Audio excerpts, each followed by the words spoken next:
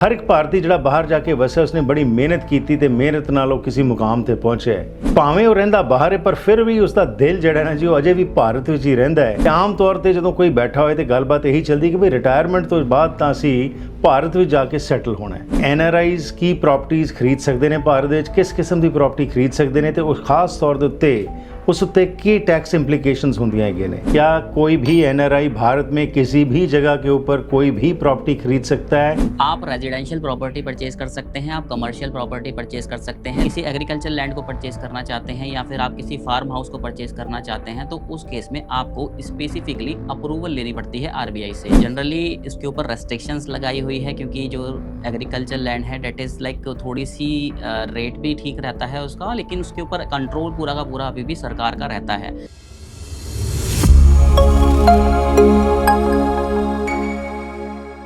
ਭਾਰਤੀ ਲੋਕ ਦੁਨੀਆ ਭਰ ਵਿੱਚ ਜਾ ਕੇ ਵਸੇ ਪਏ ਨੇ ਜੀ, ਭਾਵੇਂ ਹੋਏ ਇੰਗਲੈਂਡ, ਭਾਵੇਂ ਹੋਏ ਕੈਨੇਡਾ, ਆਸਟ੍ਰੇਲੀਆ, ਨਿਊਜ਼ੀਲੈਂਡ ਜਾਂ ਕੋਈ ਅਫਰੀਕਾ ਦਾ ਮੁਲਕ। ਹਰ ਇੱਕ ਭਾਰਤੀ ਜਿਹੜਾ ਬਾਹਰ ਜਾ ਕੇ ਵਸਿਆ ਉਸਨੇ ਬੜੀ ਮਿਹਨਤ ਕੀਤੀ ਤੇ ਮਿਹਨਤ ਨਾਲ ਉਹ ਕਿਸੇ ਮੁਕਾਮ ਤੇ ਪਹੁੰਚਿਆ ਹੈ। ਭਾਵੇਂ ਉਹ ਰਹਿੰਦਾ ਬਾਹਰ ਹੈ ਪਰ ਫਿਰ ਵੀ ਉਸਦਾ ਦਿਲ ਜਿਹੜਾ ਨਾ ਜੀ ਉਹ ਅਜੇ ਵੀ ਭਾਰਤ ਵਿੱਚ ਹੀ ਰਹਿੰਦਾ ਹੈ। ਤੇ ਆਮ ਤੌਰ ਤੇ ਜਦੋਂ ਕੋਈ ਬੈਠਾ ਹੋਏ ਤੇ ਗੱਲਬਾਤ ਇਹੀ ਚੱਲਦੀ ਕਿ ਵੀ ਰਿਟਾਇਰਮੈਂਟ ਤੋਂ ਬਾਅਦ ਤਾਂ ਅਸੀਂ ਭਾਰਤ ਵਿੱਚ ਜਾ ਕੇ ਸੈਟਲ ਹੋਣਾ ਹੈ, ਯਾਨੀ ਕਿ ਕੋਈ ਨਾ ਕੋਈ ਉੱਥੇ ਪ੍ਰਾਪਰਟੀ ਲੈਣੀ ਹੈ। ਸੋ ਅੱਜ ਅਸੀਂ ਗੱਲਬਾਤ ਕਰਨੀ ਹੈ ਐਨਆਰਆਈਜ਼ ਕੀ ਪ੍ਰਾਪਰਟੀਆਂ ਖਰੀਦ ਸਕਦੇ ਨੇ, ਭਾਰਤ ਵਿੱਚ ਕਿਸ ਕਿਸਮ ਦੀ ਪ੍ਰਾਪਰਟੀ ਖਰੀਦ ਸਕਦੇ ਨੇ ਤੇ ਉਸ ਖਾਸ ਤੌਰ ਦੇ ਉੱਤੇ ਉਸ ਉੱਤੇ ਕੀ ਟੈਕਸ ਇੰਪਲੀਕੇਸ਼ਨਸ ਹੁੰਦੀਆਂ ਹੈਗੀਆਂ ਨੇ। ਮੇਰਾ ਸਾਥ ਦੇਣਗੇ ਵਿਸ਼ਾਲ ਸ਼ਰਮਾ ਜਿਹੜੇ ਕਿ ਇੱਕ ਚਾਰਟਰਡ ਅਕਾਊਂਟੈਂਟ ਨੇ। ਆਓ ਚੱਲਦੇ ਹਾਂ ਉਹਨਾਂ ਕੋਲ ਤੇ ਜਾਣਕਾਰੀ ਲੈਂਦੇ ਹਾਂ ਕਿ ਕੀ ਕੁਝ ਸਾਨੂੰ ਪਤਾ ਹੋਣਾ ਚਾਹੀਦਾ ਹੈ। Vishal Sharma ji, welcome to the programme. Yeah, hi. Thank you so much for calling me in your show. I hope this show will be helpful for the common people as well. So let's start from the basics, विशाल जी। आप हमें ये बताइए कि क्या कोई भी NRI Bharat में किसी भी जगह के ऊपर कोई भी प्रॉपर्टी खरीद सकता है या कुछ रिस्ट्रिक्शंस हैं, और ख़ास तौर के ऊपर कुछ ऐसे प्रांत जैसे हम सुनते हैं कि जी जेके जम्मू एंड कश्मीर में नहीं आप खरीद सकते, या हिमाचल में नहीं ले सकते, या नॉर्थ ईस्ट में नहीं ले सकते भारतीय ही लोग, तो क्या एनआरआईज भी वहाँ पे ले सकते हैं या फिर कोई स्पेशल परमिशन की ज़रूरत होती है? देखिए, पहले तो मैं आपको बता दूं, आप इंडिया के अंदर प्रॉपर्टी खरीद सकते हैं या नहीं खरीद सकते, ये कम्प्लीटली डिपेंड करता है कि प्रॉपर्टी का नेचर क्या है। आप रेजिडेंशियल प्रॉपर्टी परचेज कर सकते हैं, आप कमर्शियल प्रॉपर्टी परचेज कर सकते हैं, लेकिन अगर आप एनआरआई हैं और आप किसी एग्रीकल्चर लैंड को परचेज करना चाहते हैं या फिर आप किसी फार्म हाउस को परचेज करना चाहते हैं, तो उस केस में आपको स्पेसिफिकली अप्रूवल लेनी पड़ती है आरबीआई से।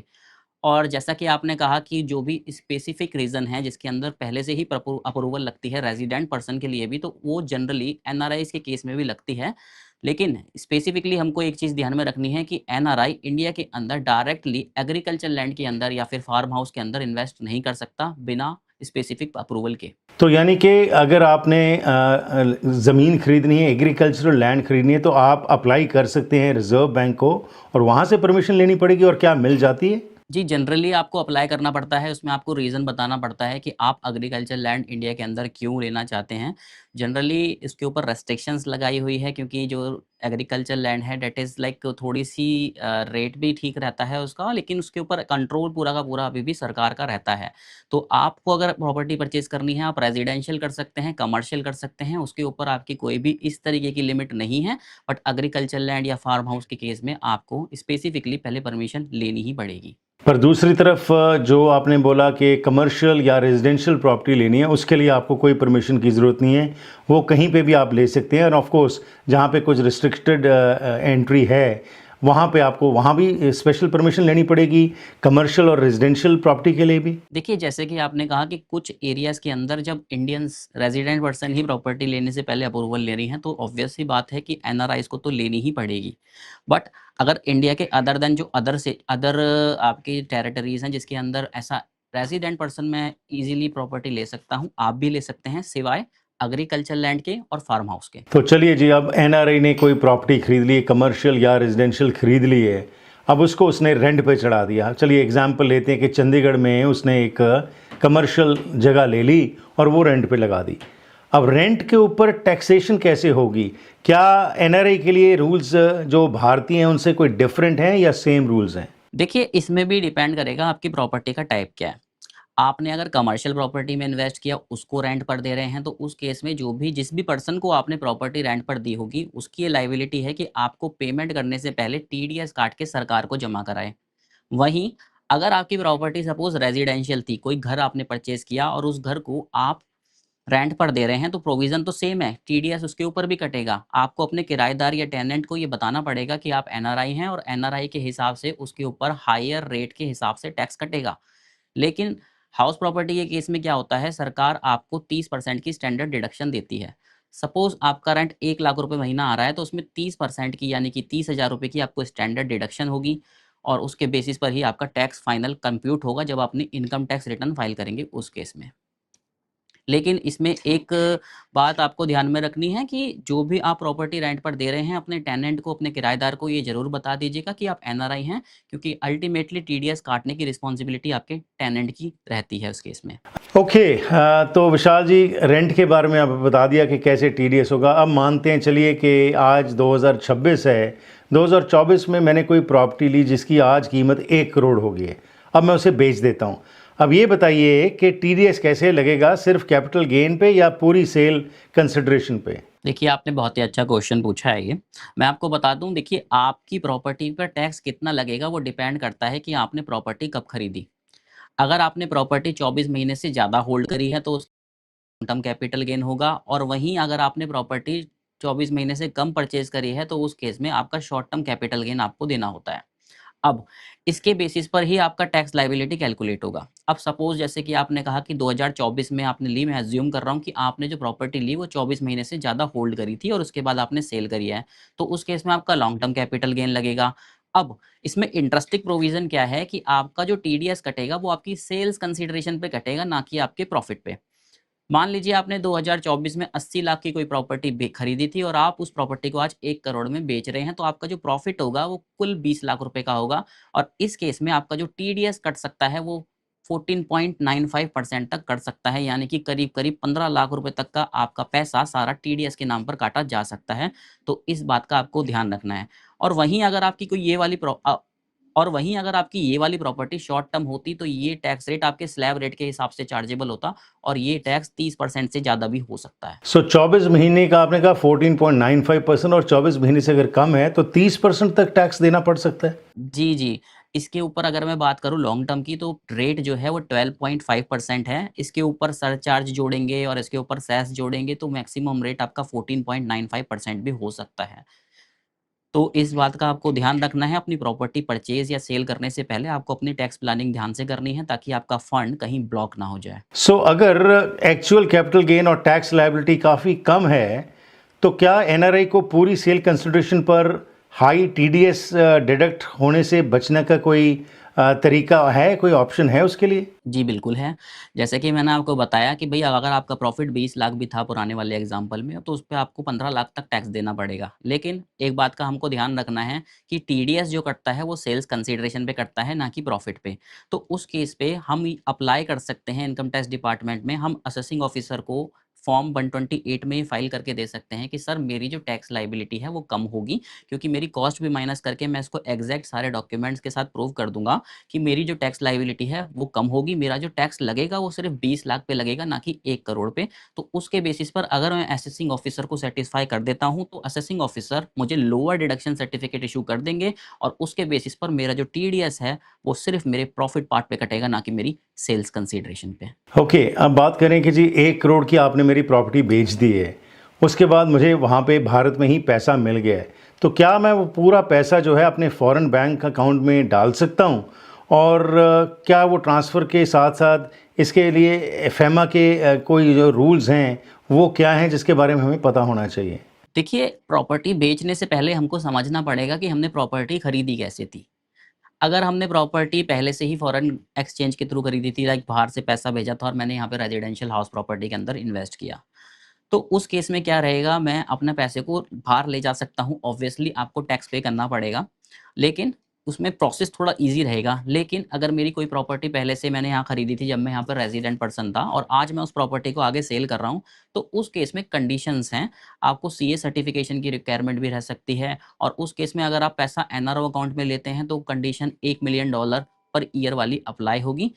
तो इस चीज़ का हमको ध्यान में रखना है before transferring our fund from India to outside India where we are living. अगर एनआरआई को सेल प्रोसीड्स फ़ॉरेन अकाउंट में जो हैं रिपैट्रिएट करने हैं, तो बैंक को कौन-कौन से डॉक्यूमेंट्स जो हैं वो हमें देने पड़ेंगे ताकि वो कंप्लायंस जो है पूरी हो सके? देखिए बेसिकली जब भी बैंक आपका पैसा आपके ही फॉरेन अकाउंट में ट्रांसफ़र करता है, तो बैंक आपसे माँगता है कि ये प्रूफ़ दीजिए कि आपने अपने सारा टैक्स इंडिया के अंदर पे कर लिया है। क्या सोर्स था फंड का? सपोज़ आपने कोई प्रॉपर्टी परचेज़ करी थी या प्रॉपर्टी सेल करी थी, तो उस केस में बैंक आपसे माँगता है कि सपोर्टिंग डॉक्यूमेंट्स दिखाइए कि आपने प्रॉपर्टी जो सेल करी है, उसका पैसा कैसे रिसीव हुआ? जैसे प्रॉपर्टी परचेज़ करी थी, उसका पैसा कैसे रिसीव हुआ?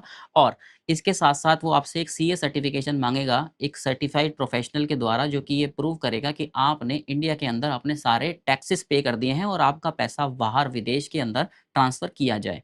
तो इस तरीके से आपको सीए सर्टिफ़िकेशन की भी इस केस में रिक्वायरमेंट होगी ताकि आपका पैसा स्मूथली बाहर इंडिया से ट्रांसफ़र हो सके क्योंकि बैंक अपने ऊपर कोई भी लायबिलिटी नहीं लेना चाहता इसलिए वो सारी लायबिलिटी प्रोफ़ेशनल के ऊपर रखता है। अच्छा विशाल जी ये भी बताइए क्योंकि भारतीय जो हैं एनआरआईज़ पूरी दुनिया भर में है, यूएस हो, यूके हो, कनाडा हो, ऑस्ट्रेलिया हो, तो वो जब प्रॉपर्टी भारत में सेल कर दिया आपने बता दिया कि क्या टैक्स कंप्लायंस वहाँ पे उसको करना पड़ेगा।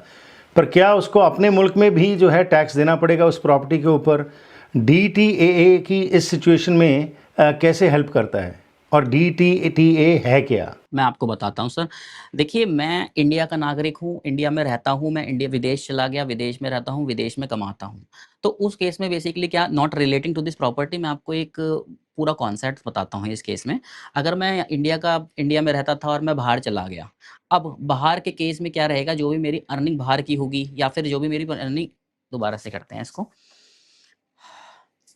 बहुत ही अच्छा सवाल पूछा सर आपने, मैं आपको बताता हूँ। देखिए सपोज़ मेरी प्रॉपर्टी इंडिया के अंदर है, ठीक है? अभी मैं बाहर का रेज़िडेंट हूँ, लाइक मैं यूके का हूँ या यूएसए में रहता हूँ और मैं अपनी अब मैं अपनी प्रॉपर्टी इंडिया के अंदर सेल कर रहा हूँ, तो इंडिया के अंदर जो भी मुझे प्रॉफ़िट होगा वो ऑब्वियसली बात है इंडिया में टैक्सेबल होगा। अब जब मैं अपनी कंट्री में उस पैसे को लेके जाऊँगा तो मेरी कंट्री मेरे से बोलेगी कि भई आपने जो इनकम करी है इंडिया के अंदर उसके ऊपर टैक्स कहाँ है?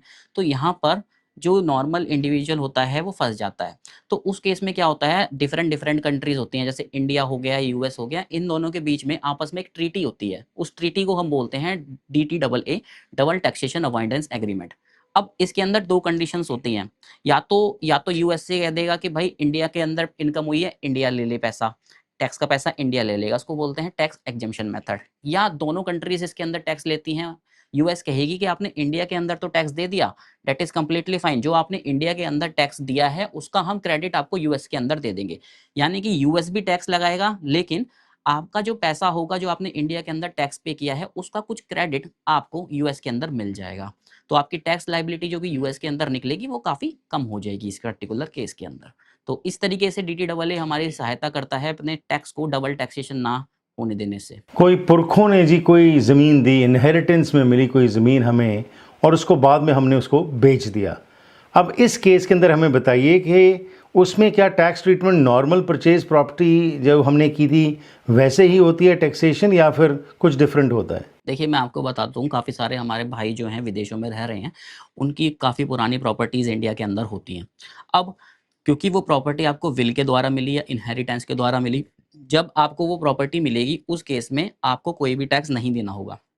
लेकिन इसमें 2 बातें होती हैं। एक लैग होती है कि आपको प्रॉपर्टी इनहेरिटेंस में मिली, दूसरी लैग होती है आप उस इनहेरिटेड प्रॉपर्टी को आगे सेल कर रहे हैं।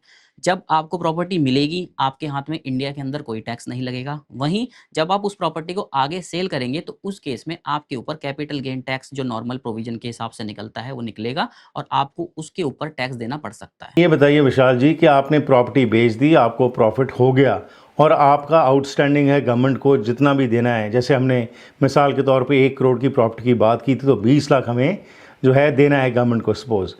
तो उसके अंदर भी क्या हमारे पास कोई ऑप्शन है कि हम वो जो पैसा देना है वो ना दें या कम हो जाए? क्या कोई ऑप्शंस हमें मिलती हैं वहाँ पे? जी हाँ, सरकार ने आपको एग्ज़म्पशन के लिए कुछ बेनिफिट तो प्रोवाइड करे हुए हैं। अब आपकी according to the nature of property like आपका प्लॉट था, कमर्शियल प्रॉपर्टी थी, रेजिडेंशियल प्रॉपर्टी थी। इस तरीके की अगर आपकी प्रॉपर्टी से कोई भी गेन होता है, तो उसको आप आगे किसी रेजिडेंशियल हाउस प्रॉपर्टी में इन्वेस्ट कर सक ओह सॉरी आप किसी रेजिडेंशियल हाउस प्रॉपर्टी में उसको इन्वेस्ट कर सकते हैं और उसके बेसिस पर आपको एग्जम्पशन मिल सकती है subject to the condition of the respective section. अगर आपको लगता है कि नहीं भाई मेरे को जो है रेजिडेंशियल हाउस प्रॉपर्टी के अंदर पैसे को अभी इन्वेस्ट नहीं करना, तो उस केस में आप सरकार के बॉन्ड्स परचेज कर सकते हैं, जिसमें आपका आरएसी हो गया, आईआरएफसी हो गया। 50 लाख रुपए तक की उसमें कंडीशन है। 50 लाख तक आप आराम से बॉन्ड्स में इन्वेस्ट कर सकते हैं और उसकी आपको आपके कैपिटल गेन निकालने में छूट मिल जाएगी। पर अगर आप बॉन्ड्स नहीं खरीदते, सपोज वही जो प्रॉफिट है उससे आप फर्दर कोई प्रॉपर्टी ले लेते हैं, क्या उसमें भी कोई एग्जेम्पशन है या नहीं है? देखिए, प्रॉपर्टी आप जो परचेज करेंगे बेसिकली क्या है, आम आदमी को कोई भी परेशानी का सामना ना करना पड़े, इसीलिए सरकार ने जो छूट दी है वो सिर्फ रेजिडेंशियल हाउस प्रॉपर्टी पे दी है। आप प्लॉट बेच रहे हैं, रेजिडेंशियल हाउस प्रॉपर्टी परचेज कर सकते हैं। आप कोई घर खरीद रहे हैं, आप घर बेच रहे हैं, आप रेजिडेंशियल हाउस प्रॉपर्टी परचेज कर सकते हैं। तो रेजिडेंशियल हाउस प्रॉपर्टी पर ज़्यादा जोर दिया गया है, लेकिन उसकी भी अलग-अलग सेक्शन हैं, अलग-अलग सेक्शन में अलग-अलग कंडीशंस दी हुई हैं। वो आपको सैटिस्फाई करनी होगी और उसके बेसिस पर आप एग्जम्पशन क्लेम कर सकते हैं। अगर आपको लगता है कि भई फंड ब्लॉक नहीं करना, प्रॉपर्टी में इन्वेस्ट नहीं करना, बैंक में पैसा रहे, सेफ पैसा रहे, तो उस केस में क्योंकि आप बाहर हैं, एनआरआई हैं, आप इंडिया में आ नहीं सकते, प्रॉपर्टी देख नहीं सकते, उसका रख-रखाव भी करना काफ़ी मुश्किल रहता है, तो उस केस में आप नॉर्मली उस पैसे को उठाकर सरकारी बॉन्ड्स के अंदर इन्वेस्ट कर सकते हैं और नॉर्मली छूट का फ़ायदा उठा सकते हैं। हालाँकि ये जो बॉन्ड्स रहते हैं, इसके अंदर 5 साल का लॉकिंग पीरियड रहता है, बट स्टिल ये सेफ ऑप्शन आपके लिए रह सकता है। फाइनली अगर आपने 3 इम्पॉर्टेंट चीज़ें एनआरआईज़ को बतानी हो जो हमने अब तक डिस्कशन की हैं, तो क्या होंगी? देखिए, एनआरआईज़ को कुछ भी चीज़ों का ध्यान रखना चाहिए अपनी प्रॉपर्टी सेल करने से पहले। जिसमें पहला मैंने आपको बताया था कि टीडीएस जो होगा वो आपका हायर रेट से कटेगा। तो उस केस में आप चाहें तो ऑलरेडी लाइक एडवांस में अपना लोअर डिडक्शन सर्टिफिकेट अप्लाई कर सकते हैं। दूसरा, आपको फेमा के कंप्लायंसेस का ध्यान रखना है। देखिए, इंडिया से जब भी आप पैसा बाहर लेकर जाएँगे तो उस केस में आपको प्रॉपर डॉक्यूमेंटेशन की नीड होगी, सर्टिफिकेशन की नीड होगी, तो वो दूसरी चीज़ आपको जो है ध्यान में रखनी है। और तीसरी चीज़ जो सबसे इम्पोर्टेंट है, अपनी कंट्री का इंडिया के साथ ट्रीटी चेक कर लीजिए, जिसका मैंने आपको बताया डीटीएए। तो उस केस में क्या होगा, आप एडवांस में ये प्लानिंग कर पाएँगे कि सपोज़ इंडिया का तो चलिए हम देख लेंगे कि इंडिया के अंदर क्या टैक्स होगा, क्या टैक्स सेविंग है, ये हमने देख लिया। लेकिन अगर क्या पता आपकी कंट्री के अंदर भी उस इनकम पर टैक्स लग रहा हो, तो उस केस में आपको वो एडवांस में कैलकुलेट करके चलना चाहिए। और क्या आपकी कंट्री के अंदर कुछ एग्जेम्पशन इस पर्टिकुलर केस में हैं, ये सब आपको चेक करना चाहिए प्रॉपर्टी सेल करने से पहले। Otherwise you are ready to go for sell your property. For India you can invest and save your money. Vishal ji, बहुत-बहुत धन्यवाद। कुछ महत्वपूर्ण विषयों के ऊपर आपने जो आज टच किया है, and definitely it's complicated, it is not that easy because आप तो रोज़ इन चीज़ों से डील करते हैं। एक एनआरआई जो आया है उसको इन सारी रूल्स एंड रेगुलेशंस का नहीं पता, तो उसके लिए कोई ना कोई प्रोफेशनल हेल्प की ज़रूरत ही पड़ेगी, तभी वो कुछ ना कुछ लीगल तौर के ऊपर जो टैक्स की बचत हैं वो कर सकते हैं। बहुत-बहुत धन्यवाद। नमस्कार सर। नमस्ते। ਸੋ ਇਹ ਸਨ ਜੀ ਵਿਸ਼ਾਲ ਸ਼ਰਮਾ ਤੇ ਇਹਨਾਂ ਨੇ ਜੋ ਗੱਲਬਾਤ ਕੀਤੀ ਹੈ ਕਿ ਐਨਆਰਆਈਜ਼ ਨੂੰ ਕਿਹੜੀਆਂ ਚੀਜ਼ਾਂ ਦਾ ਪਤਾ ਹੋਣਾ ਚਾਹੀਦਾ ਜਦੋਂ ਉਹ ਆਪਣੀ ਪ੍ਰਾਪਰਟੀ ਨੂੰ ਵੇਚ ਰਹੇ ਨੇ, ਟੈਕਸ ਦੀ ਕੀ ਇੰਪਲੀਕੇਸ਼ਨਸ ਹੈਗੀਆਂ ਨੇ, ਕਿਹੜੇ ਰੂਲਸ ਨੇ ਜਿਨ੍ਹਾਂ ਦਾ ਬੈਨੀਫਿਟ ਮਿਲ ਸਕਦਾ ਹੈ ਜੇਕਰ ਤੁਸੀਂ ਕੋਈ ਪ੍ਰੋਫਿਟ ਕਮਾਇਆ ਹੈ, ਇਨਹੈਰੀਟੈਂਟ ਪ੍ਰਾਪਰਟੀ ਨੂੰ ਵੇਚਿਆ ਜਾਂ ਫਿਰ ਕੋਈ ਆਪ ਪ੍ਰਾਪਰਟੀ ਖਰੀਦੀ ਜਾਂ ਫਿਰ ਤੁਸੀਂ ਰੈਂਟ ਤੇ ਕੋਈ ਪ੍ਰਾਪਰਟੀ ਚੜਾਈ ਹੋਈ ਹੈ। ਸੋ ਇਸ ਕਰਕੇ ਜੋ ਵੀ ਰੂਲਸ ਐਂਡ ਰੈਗੂਲੇਸ਼ਨਸ ਨੇ, ਕਿਉਂਕਿ ਉਹ ਚੇਂਜ ਹੁੰਦੇ ਰਹੇ ਨੇ, ਤੇ ਜਿਹੜੇ ਪ੍ਰੋਫੈਸ਼ਨਲਸ ਨੇ, ਚਾਰਟਰਡ ਅਕਾਊਂਟੈਂਟਸ ਨੇ ਜਾਂ ਹੋਰ ਲਾਇਰਸ ਨੇ, ਟੈਕਸੇਸ਼ਨ ਐਕਸਪਰਟਸ ਨੇ, ਉਹ ਤੁਹਾਨੂੰ ਸਹੀ ਗਾਈਡ ਕਰ ਸਕਦੇ ਨੇ। ਤੁਸੀਂ ਕੋਈ ਡਿਟੇਲ ਵਿੱਚ ਕੋਈ ਸਵਾਲ ਪੁੱਛਣਾ ਹੋਏ ਤਾਂ ਡਾਇਰੈਕਟਲੀ ਵਿਸ਼ਾਲ ਸ਼ਰਮਾ ਨਾਲ ਵੀ ਗੱਲਬਾਤ ਕਰ ਸਕਦੇ ਹੋ। ਤੇ ਇੱਥੇ ਹੀ ਕਰਦੇ ਹਾਂ ਪ੍ਰੋਗਰਾਮ ਦੀ ਸਮਾਪਤੀ। ਹੋਰ ਕਈ ਪ੍ਰੋਗਰਾਮਸ ਐਨਆਰਆਈ ਸੰਬੰਧੀ ਆਉਣ ਵਾਲੇ ਸਮੇਂ 'ਚ ਲੈ ਕੇ ਆਵਾਂਗੇ। ਕੋਈ ਸਵਾਲ ਹੋਏ ਤੁਹਾਡੇ ਤੱਕ ਕੋਲ ਤਾਂ ਸਾਡੇ ਤੱਕ ਜ਼ਰੂਰ ਪਹੁੰਚ ਕਰਨਾ। ਮੇਰਾ ਨੰਬਰ ਹੈ 6046037555 ਜਾਂ ਫਿਰ ਈਮੇਲ ਕਰੋ harpreetsingh@gmail.com। ਫਿਰ ਮੁਲਾਕਾਤ ਕਰਾਂਗੇ। Have a wonderful day.